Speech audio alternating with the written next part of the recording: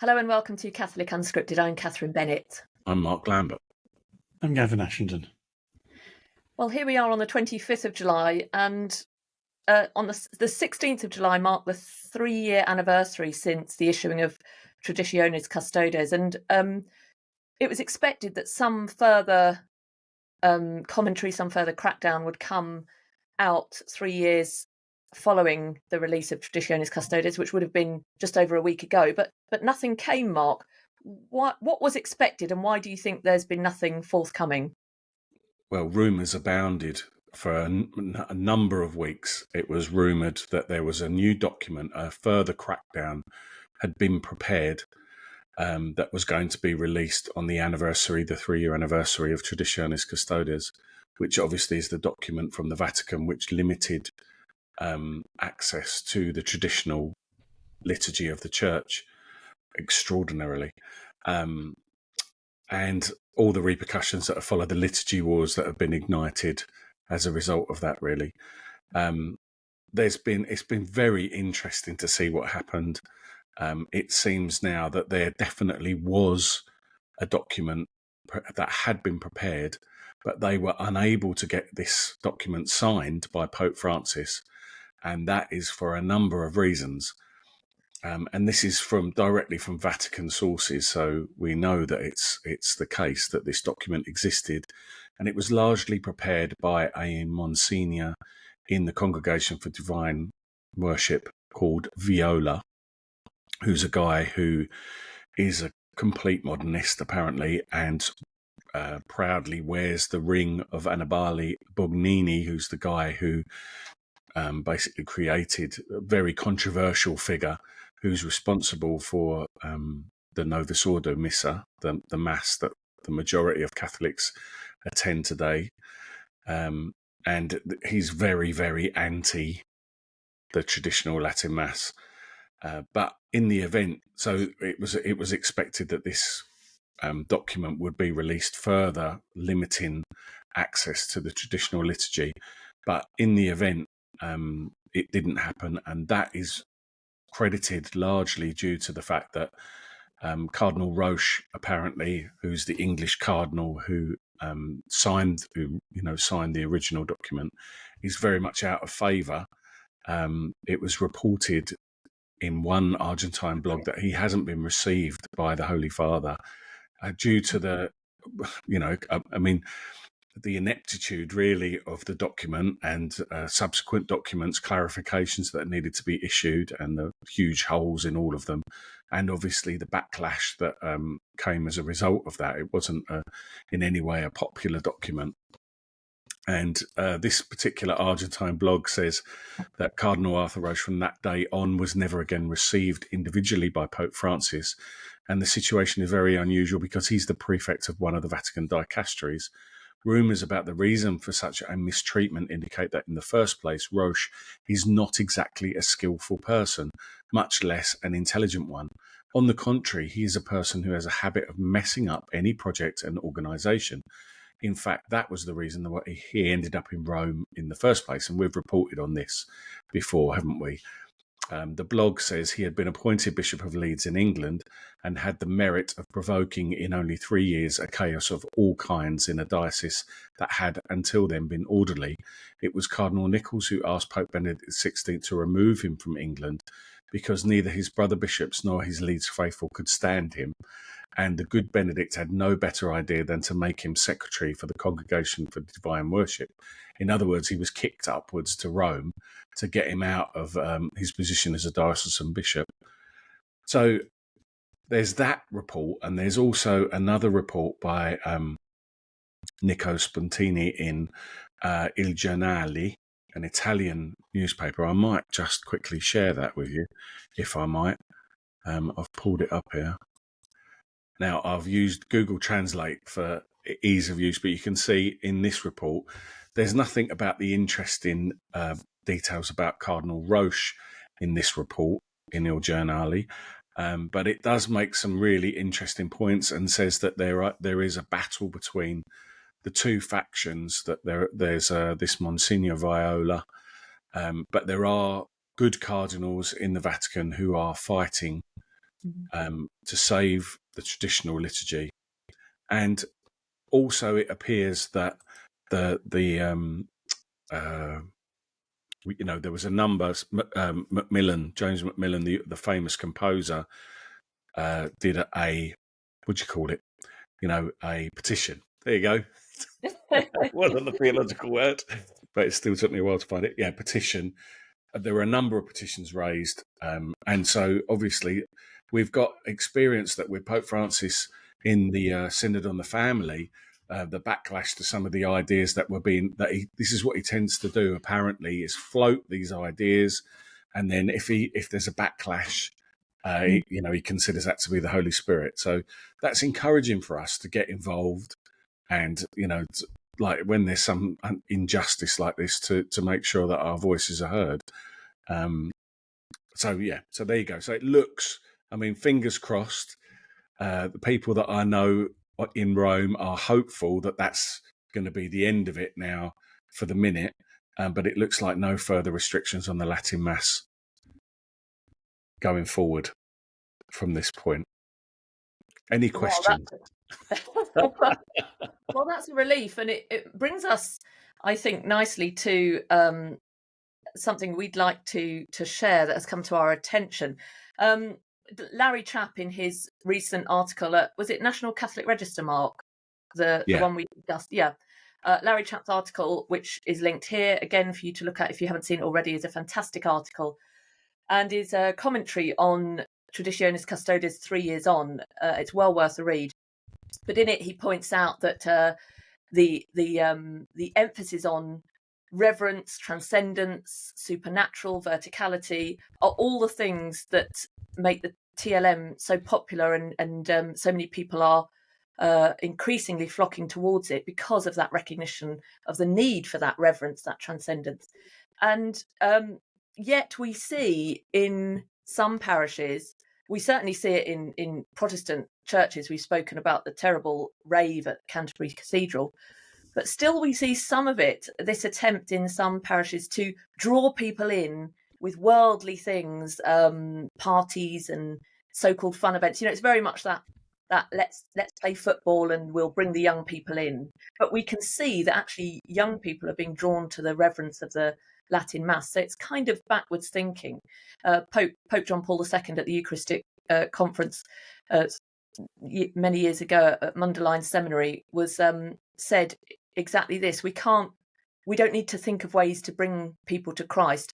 Just give them Christ. Nothing, no football, no games is going to do that as well as the sacraments. Get people before Christ in the sacraments, and that will feed them that true supernatural verticality. But we've found a church in East Anglia that you can see here. It has an event called Mass Laser Tag. This is a Catholic church that is running an event on Saturday, the 5th of October. It says, join us for a unique and exciting event at St. Mark's. We are thrilled to invite young people and young adults to a special Mass, followed by, wait for it, an epic laser tag adventure in the church and in the church hall. Start your evening with a beautiful and inspiring Mass, and then come and join in this fake shooting contest, which is what laser tag really is.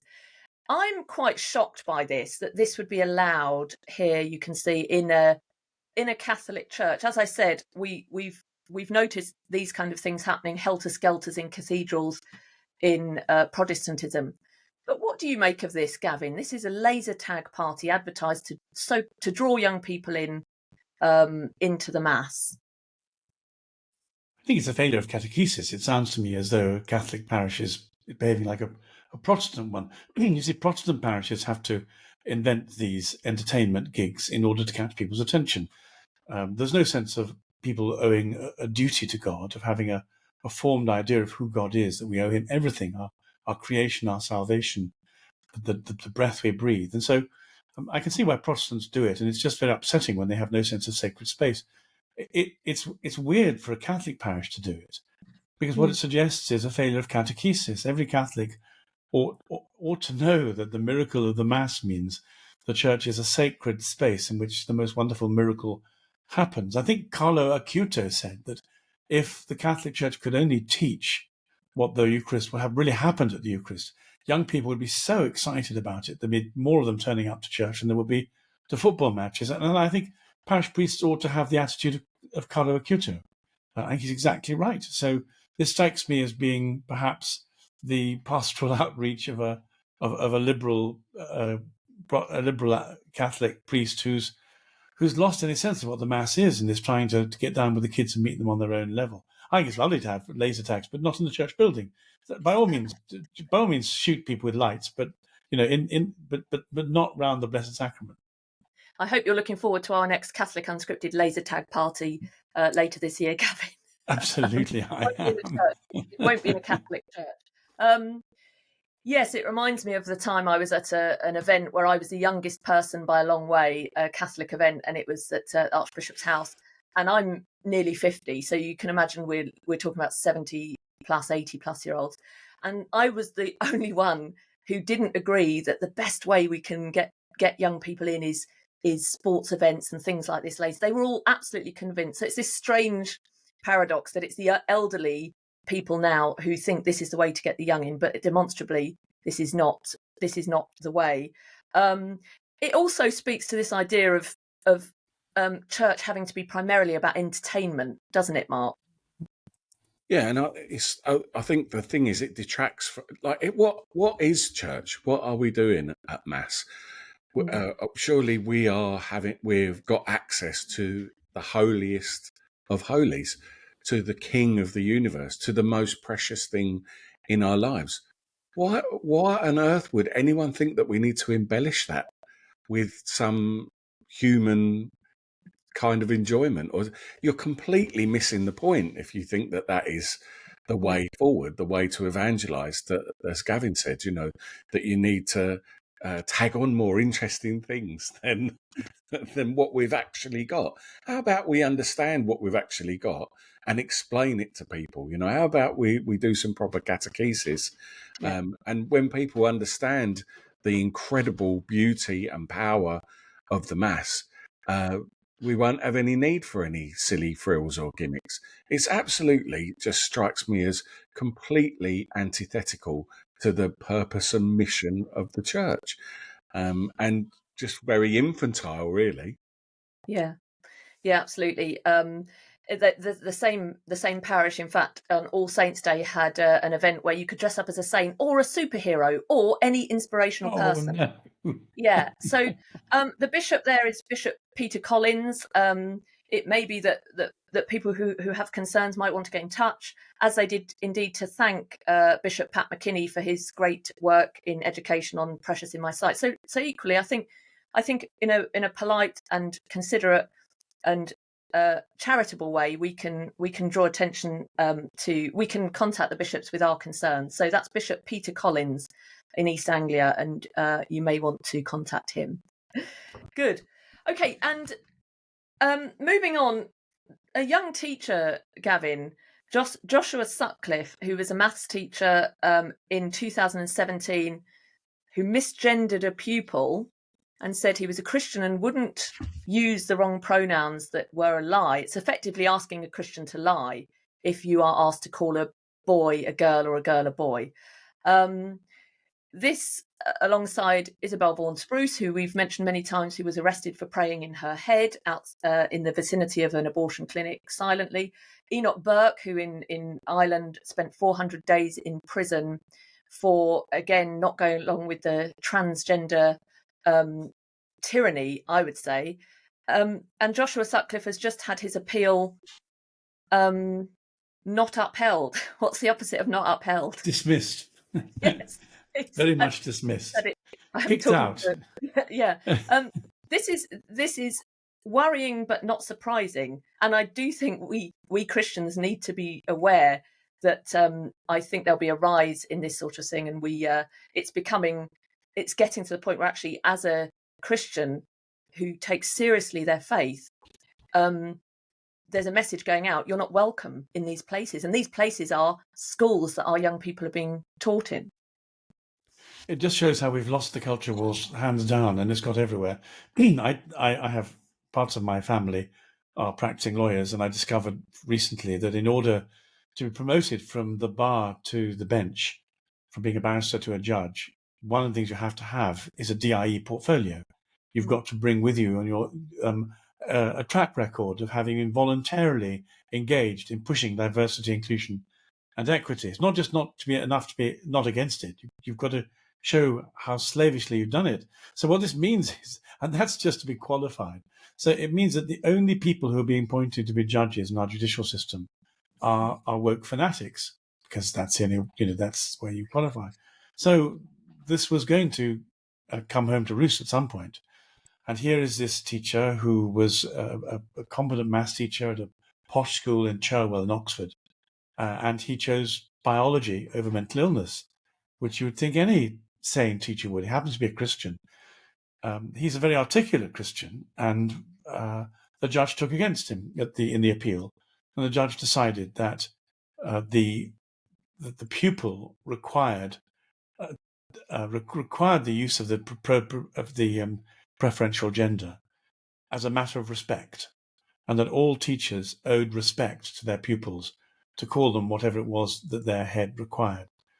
So the difficulty with this is that it means that any Christian teacher, whether he's subtle or gentle or careful or rather ebullient, is going to face the sack for misgendering and then be unable to get his job back. Effectively, it closes the teaching profession off to those who want to rely on objectivity.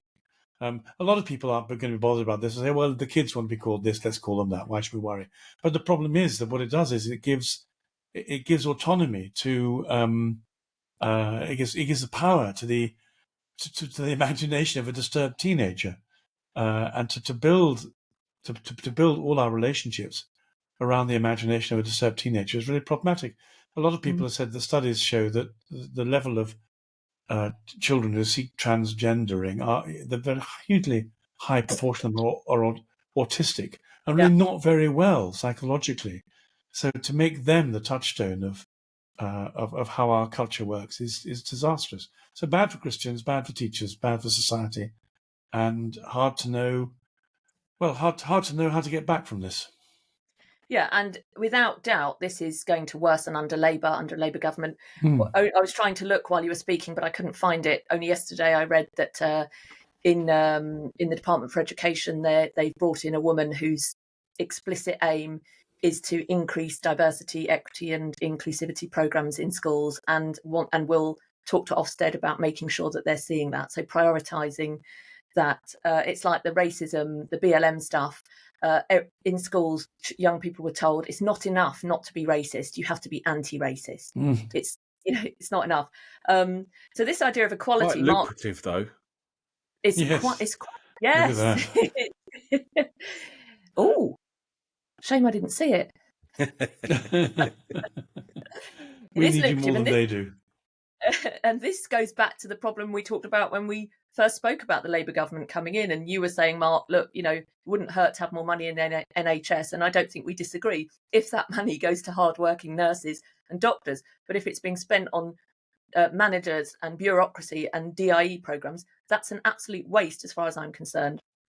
I'd like to make an appeal. This is the moment to say, if you don't want to see Katherine Bennett being lured away as a diversity officer in the NHS, this is your moment to take out a silver subscription for £5 a month. Keep Katherine Bennett where she belongs in Unscripted. You know it makes sense for the price of a cup of coffee. I don't think they'd have me, Gavin. But thanks anyway. Yes, do check out the website. You brought up that little equality cartoon there, Mark, and it's true. And the other thing is that there are some things that you cannot ever resolve. One of the most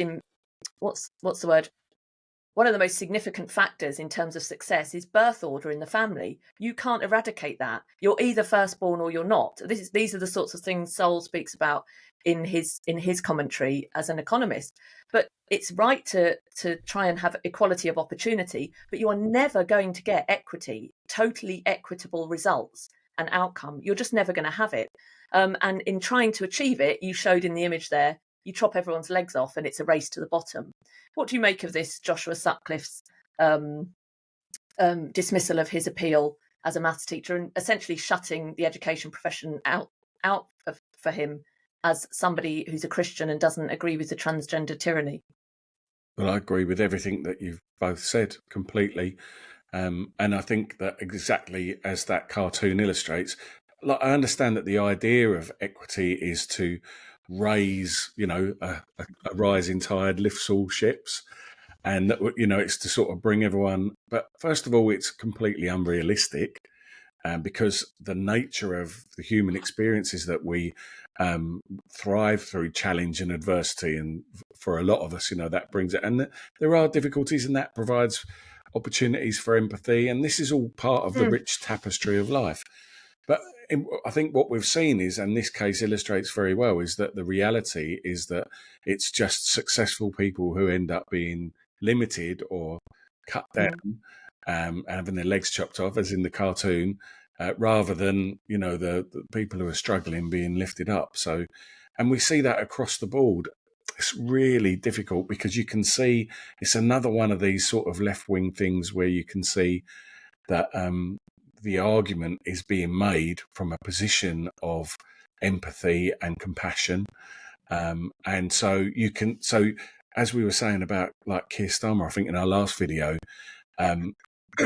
these people are absolutely convinced that they're right because they're not seeing themselves as being unreasonable, or that perhaps they're unable to see the bigger picture, but the reason they've adopted this position is purely because they see themselves as being empathic and compassionate, and they're trying to help people.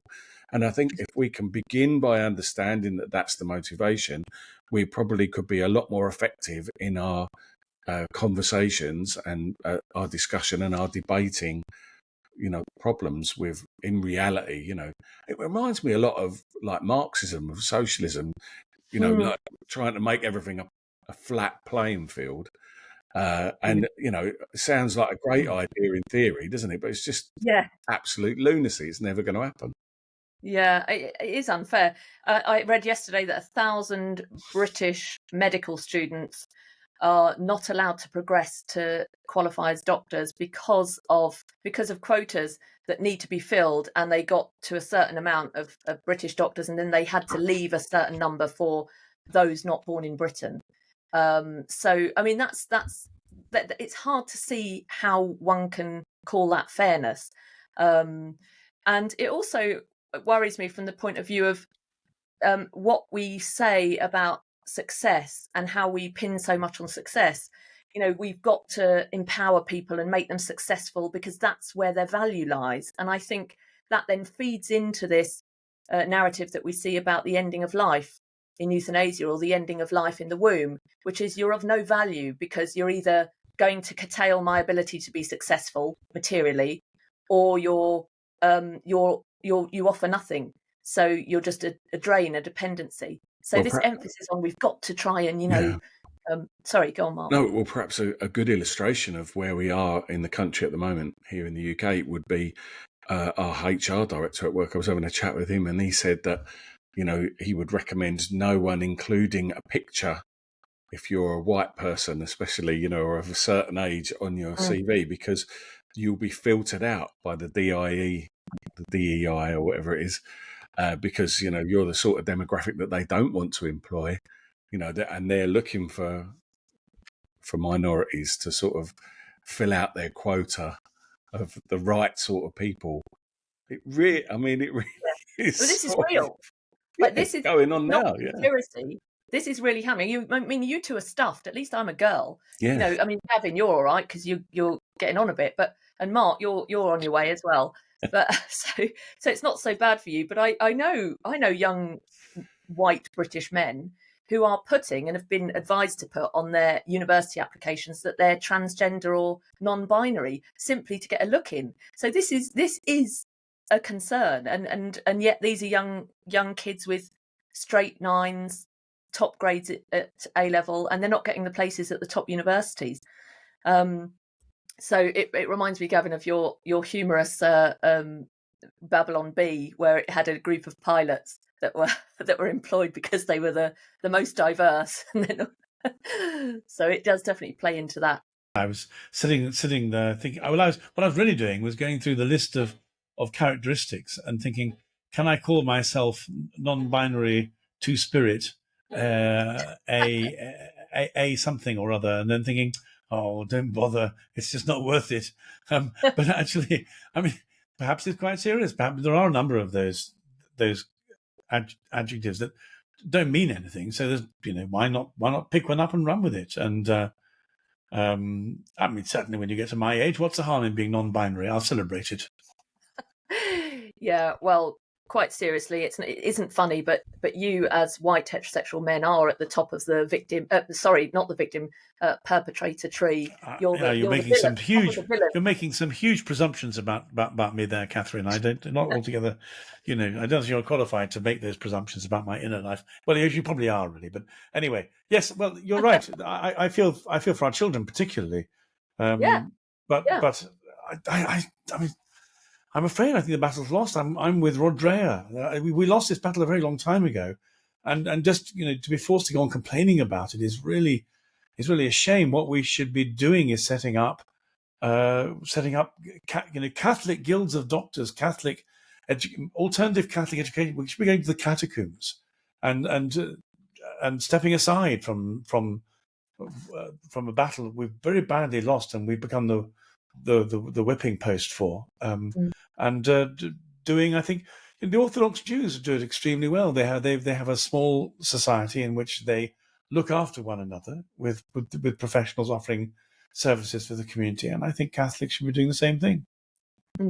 Yeah, well, there is some of that going on, and perhaps that will grow, and that will be a good thing. But I suppose all we can do, what we're left with, although it's concerning, is to continue to pray, to continue to strive for holiness in our own lives, and to continue to do what we can to evangelize and to share. Absolutely, to evangelize. Yes, that's the most important thing. I agree. Well, and this brings us back, really, doesn't it, to Francis Cardinal George? Do you remember the of Chicago, who said, he said it brilliantly, I think, where he said, I expect to die in my bed.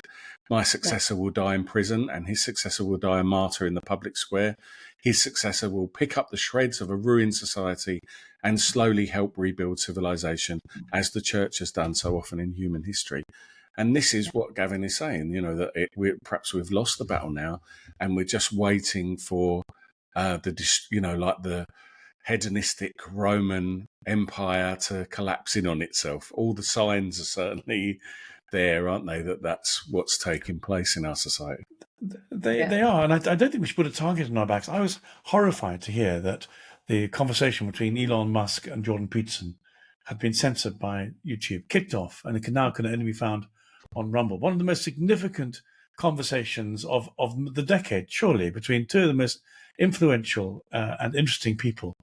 And it's censored by the very people that we're hoping will put our platform up. We should be investing in Rumble, I'm afraid, at some point soon. One careless remark, and we'll put on the naughty step. And then, I'm fairly sure it's still up there, though, Gav. One careless remark. We're already a few in, surely. No, it has gone down, Mark. But it's they're saying it's to do with copyright for some sports thing. Okay. I mean, whatever the excuse. But yes, it has been taken down, and it was a very interesting conversation to listen to. And they did discuss this idea of this hedonistic society, and the Musk is especially interested in the rise and fall of civilizations. And you're right; it's the only way now is. Oh, you've got some there, Mark. That looks like it. That'll. 2 hours. How long is that? 2 hours and 14 minutes. Very good. If it's back, hooray! Thank goodness. Yeah. Is that through Peterson's Twitter feed? Yeah. X. Yeah. Yeah. So that might be. I don't know. Good. I have to say, I listened to about an hour of it or something yesterday on my long drive back from Scotland, and it bored me. I feel like an imbecile, but it bored me rigid. I felt like, Jordan, like, it's clear that Elon, I'd love to hear what you think about this, but it seemed to me that Elon is not a question person. He's an answer person. He's the person who people come to for information, and he imparts his wisdom. And Jordan was sort of like, well, do you know about this thing? And he was going, no. And he was, well, I'm going to tell you about it, even though you haven't asked me. And then he'd go on. a long sort of talk. See, I don't think Elon was saying no. I think we spoke about He this a didn't little seem bit on our massively interested, though, did he? In what? No, but I think that's where Jordan, who otherwise I think is very good, seemed to me overexcited to be speaking with Musk and just wanted to say so many things that he thought about for years and had this opportunity. And I think Musk is a considered thinker. You know, he pauses quite a bit when he speaks. And there were a few times where he said something that looked like it was leading up to something interesting. And I was waiting to hear what it was. And Jordan leapt in and then talked a lot. And the point was lost. So I didn't see it as much as Musk being disinterested or having nothing to say, but not quite having the opportunity he might have done if they'd met and Jordan had, maybe taken a more listening approach. But I know what you mean. Some of the technological stuff was a bit difficult to grasp, but overall I enjoyed it. Gavin.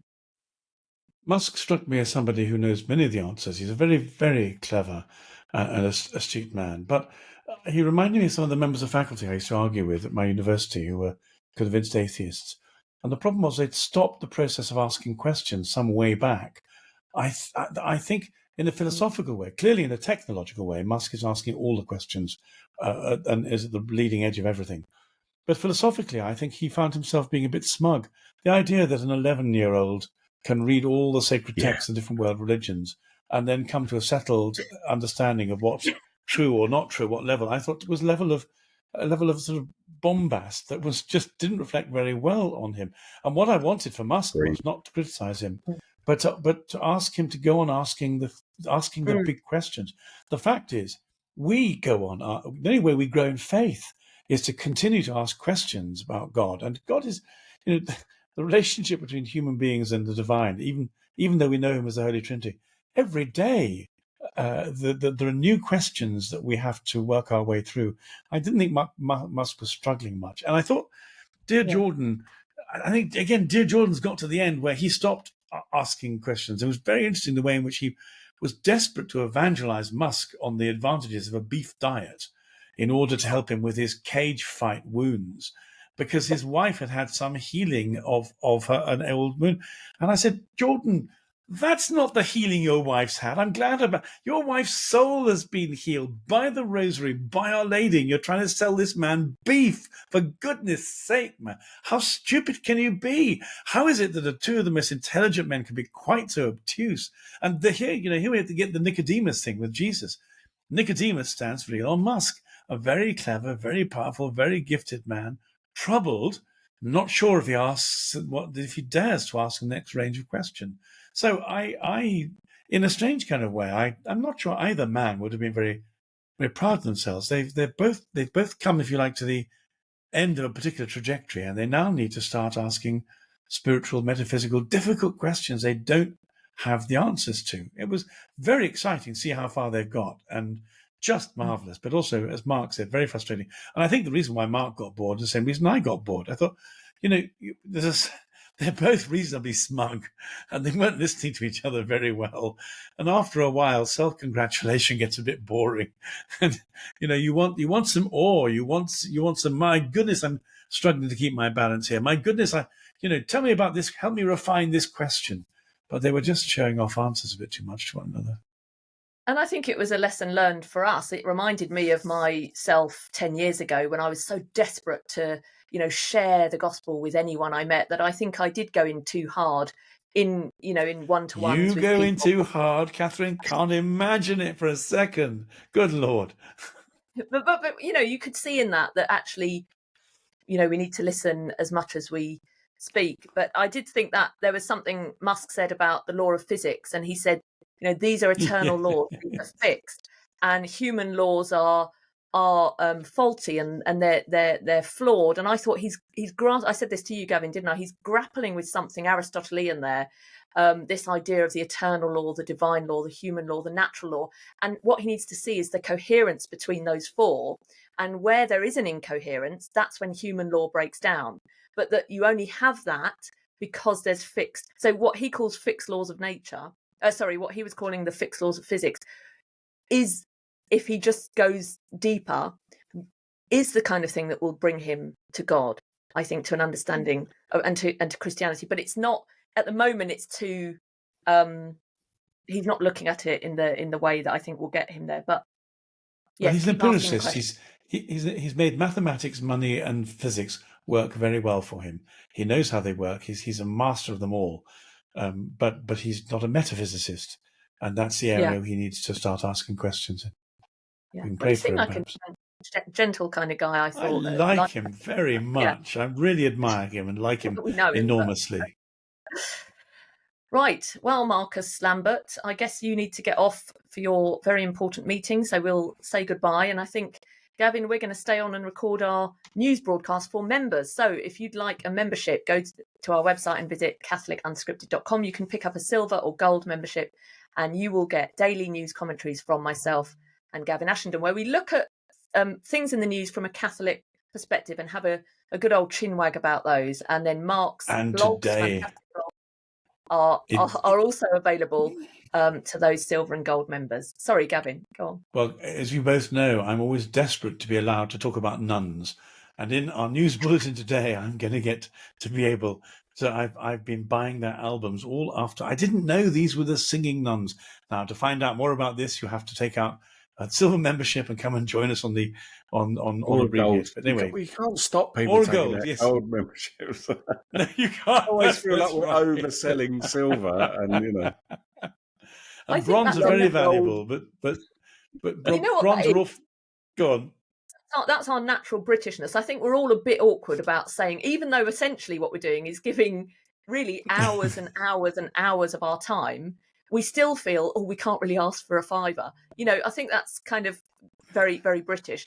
But we shouldn't feel that because, as we've said before, first of all, you get good value for money. And secondly, you are supporting us, which enables us to continue what we do. And so that alone, we hope is something people enjoy knowing they're helping with. Save Katherine Bennett from becoming Kamala Harris overnight, the DEI hire for the NHS. You know it makes sense. I was supposed to be there 3 minutes ago, so... Right, we're time to wrap up. Sorry. So anyway, you're Katherine Bennett, I'm Mark Lambert, and you're Gavin Ashenden. That's it. I'm not Good night. I'm not in it. I'm not in it. We do it properly or not at all. Right. So thank you for watching. I'm Katherine Bennett. I'm Mark Lambert. I'm Gavin Ashenden. See the new soft Katherine Bennett? Aren't we lucky?